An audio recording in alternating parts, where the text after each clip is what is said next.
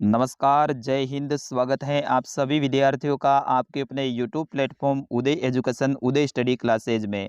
विद्यार्थियों इस वीडियो में बात करेंगे प्रारंभिक शिक्षा पूर्णता प्रमाण पत्र परीक्षा सत्र 2023 की दृष्टि से इम्पोर्टेंट कक्षा 8 के सामाजिक विज्ञान के पेपर के बारे में, जो कि आपके आने वाले बोर्ड परीक्षा की दृष्टि से वेरी वेरी मोस्ट इम्पोर्टेंट रहने वाला है। और बिल्कुल आप सभी विद्यार्थियों के लिए ये पेपर है वरदान साबित होने वाला है, क्योंकि इस पेपर में जो भी प्रश्न हमने शामिल किए हैं जो कि आपके आने वाले बोर्ड परीक्षा की दृष्टि से वेरी वेरी मोस्ट इम्पोर्टेंट रहेंगे।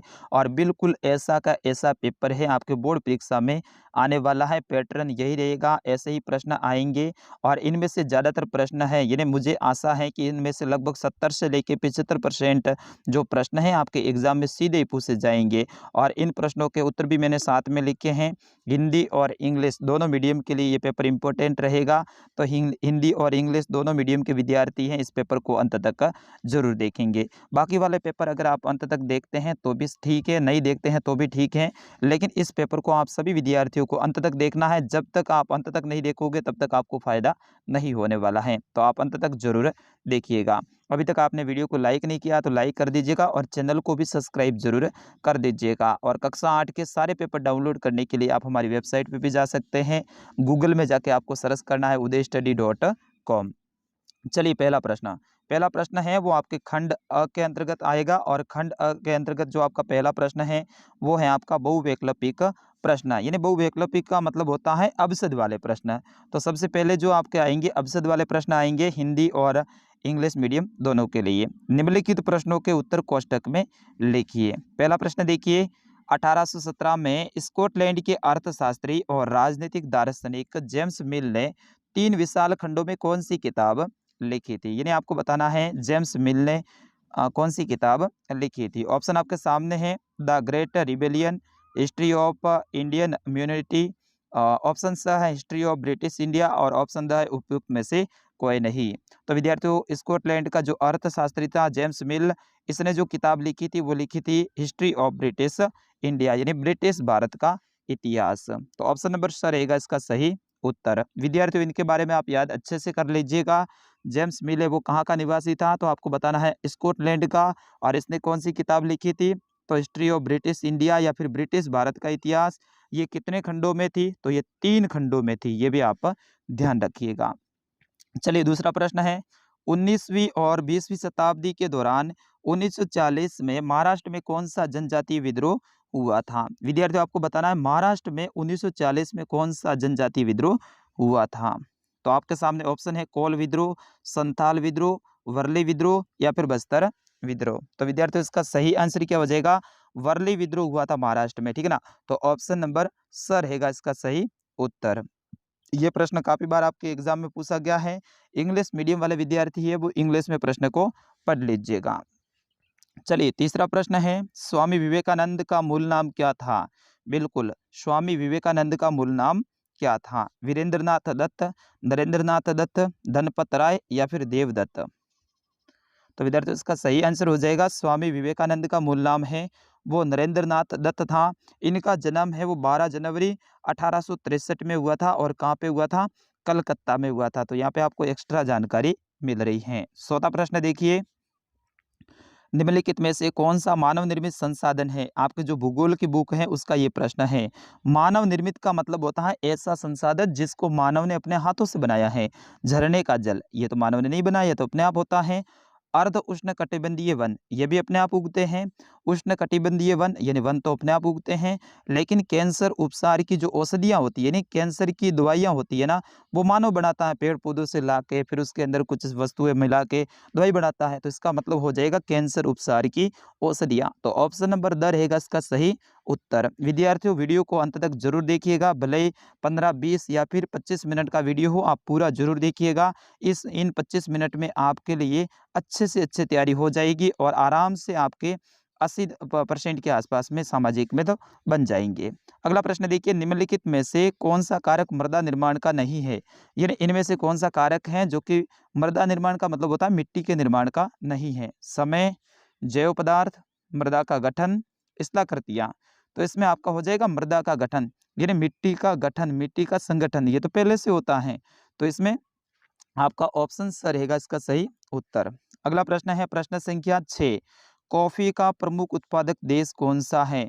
विद्यार्थियों ये प्रश्न आपके एग्जाम में सीधा ही पूछा जाएगा, अंडरलाइन कर दीजिएगा। कॉफी सबसे ज्यादा किस देश में होती है? भारत, रूस, ब्राजील या फिर चाइना यानी चीन। तो विद्यार्थियों कॉफी है वो सबसे ज्यादा ब्राजील में होती है, भारत मत कर देना आप इसमें, ठीक है ना। तो यहाँ पे हो जाएगा आपका ऑप्शन नंबर स, ठीक है। यहाँ पे देखिए इंग्लिश मीडियम वालों के लिए द मोजर प्रोडक्ट कंट्री ऑफ कॉफ़ी, ठीक है ना, इंडिया, रशिया, ब्राज़ील, चाइना। तो इसमें आपका रसिया सॉरी ब्राज़ील हो जाएगा। अगला प्रश्न है प्रश्न संख्या 7, धर्मनिरपेक्षता से क्या तात्पर्य है? ये आपके जो राजनीति विज्ञान की बुक है उसका प्रश्न है और वेरी वेरी मोस्ट इंपॉर्टेंट है। धर्मनिरपेक्षता, राज्य का अपने धर्म से अलग, राज्य द्वारा चुने हुए धर्म से, राज्य को धर्म से अलग रखने की अवधारणा या फिर सभा द्वारा चुने हुए धर्म से। तो विद्यार्थियों इसमें सही उत्तर होगा आपका ऑप्शन नंबर स रहेगा, धर्म को राज्य से अलग रखने की अवधारणा। अवधारणा के बारे में भी आप ध्यान रखना। देखिए राज्य के अपने धर्म से और धर्म को राज्य से अलग रखने की अवधारणा, इसमें आप कंफ्यूज मत होना। राज्य को धर्म से अलग रखने की अवधारणा है, उसे ही धर्मनिरपेक्षता कहते हैं। इंग्लिश मीडियम वाले विद्यार्थी आप प्रश्न को पढ़ लीजिएगा।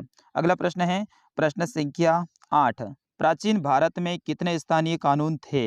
ये वेरी वेरी मोस्ट इंपॉर्टेंट है और ज़्यादातर विद्यार्थी इस प्रश्न के ऊपर ध्यान नहीं देते हैं, लेकिन ये प्रश्न आपके एग्जाम में आ सकता है। तो प्राचीन भारत में कितने स्थानीय कानून थे? लगभग असंख्य थे, यानी जिसकी अपन संख्या ही नहीं कह सकते हैं, इतने सारे कानून थे। तो ऑप्शन नंबर द रहेगा इसका सही उत्तर। अगला प्रश्न है प्रश्न संख्या 9, कि संविधान के अनुच्छेद 39A में कौन से नागरिकों को वकील मुहैया कराने की जिम्मेदारी राज्य के ऊपर सौंपी गई है? यानी ऐसे कौन से नागरिक थे, यानी व्यक्ति हैं, उनको वकील देने की जिम्मेदारी है वो सरकार के ऊपर सौंपी गई हैं। जो गरीब हो, जो अमीर हो, या फिर ऑप्शन अ यानी गरीब और अमीर दोनों हो, या फिर इनमें से कोई नहीं। तो जो गरीब व्यक्ति हो, जो गरीब नागरिक हो, उनको सरकार वकील देती हैं। तो ऑप्शन नंबर अ रहेगा इसका सही उत्तर। अगला प्रश्न है प्रश्न संख्या 10वां, कि अकेले उड़ीसा में कितने जनजातीय समूह रहते हैं? 60, 50, 60 से कम या फिर 60 से ज़्यादा। तो अकेले उड़ीसा में लगभग आदिवासियों के जो समूह हैं वो लगभग 60 से ज़्यादा रहते हैं। तो ऑप्शन नंबर द रहेगा इसका सही उत्तर। विद्यार्थियों इस प्रश्न को भी आप अच्छे से रट लीजिएगा, आपके एग्जाम में ऐसे ही प्रश्न बन के आएंगे। चलिए 11वां ऑप्शन है आपका, कि निम्न में से हुरडा सम्मेलन की अध्यक्षता किसने की थी? यानी हुरडा सम्मेलन है आप सभी को पता होगा 1734 में हुआ था, ठीक है ना। 1734 में हुआ था, 17 जुलाई 1734 को, जो कि हुरडा नामक स्थान कहाँ पर है विद्यार्थियों? आपको सर ने पढ़ाया होगा भीलवाड़ा जिले में अपने राजस्थान में। तो यहाँ पे हुरडा सम्मेलन हुआ था, उसकी अध्यक्षता है वो किसने की थी? महाराणा जगत सिंह ने की थी, जो कि मेवाड़ के थे, ठीक है ना। तो ऑप्शन नंबर ब रहेगा इसका सही उत्तर। अगला प्रश्न है प्रश्न संख्या 12, राजस्थान में 1857 की क्रांति का प्रारंभ सर्वप्रथम कहाँ हुआ था? राजस्थान में 1857 की क्रांति जो आपका लेसन है उसका ये प्रश्न है। तो हमारा राजस्थान जो बुक है ना उसका ये प्रश्न है, ठीक है। तो ऑप्शन अ है कोटा, ऑप्शन ब है नीमच, ऑप्शन स है नसीराबाद और ऑप्शन द है एरंदपुरा। तो विद्यार्थियों राजस्थान में 1857 की क्रांति है, इसकी शुरुआत नसीराबाद से हुई थी, ठीक है ना। कब हुई थी? तो आपको ध्यान रखना है 28 मई को हुई थी, ठीक है ना। 28 मई 1857 को। नसीराबाद कहाँ पड़ता है विद्यार्थियों? ये पड़ता है अजमेर जिले में। यहाँ से अपने राजस्थान में 1857 की क्रांति की शुरुआत हुई थी। अगर भारत का पूछ लेना विद्यार्थियों तो यहाँ पे नसीराबाद मत करना आप, भारत में हुई थी मेरठ से, ठीक है ना।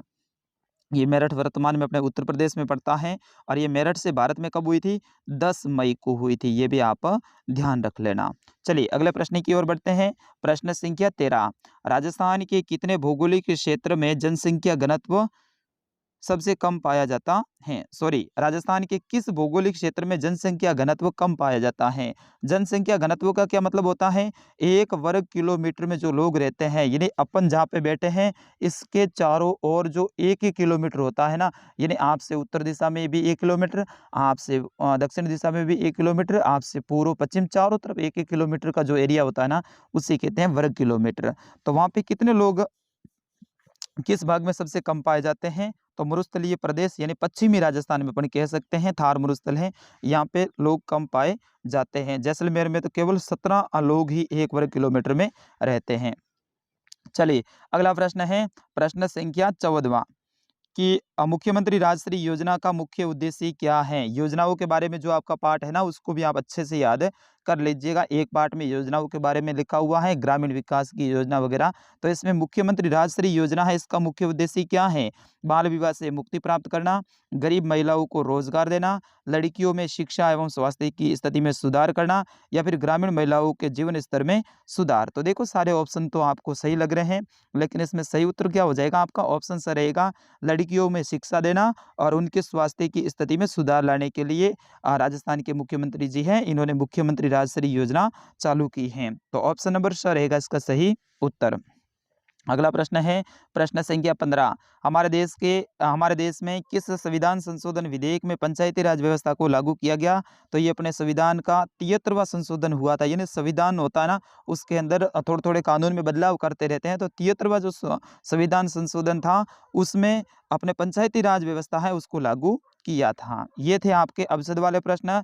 अब आगे प्रश्न संख्या 2 आ रहा है। इसमें आपको क्या करना है, खाली जगह को भरना है, यानी सही विकल्प चुनकर रिक्त स्थान की पूर्ति करें। यानी आपको आगे कोष्टक में दे रखे होंगे उन्हीं में से सही उत्तर को चुनना है। तो ये तो कितना बढ़िया है विद्यार्थियों।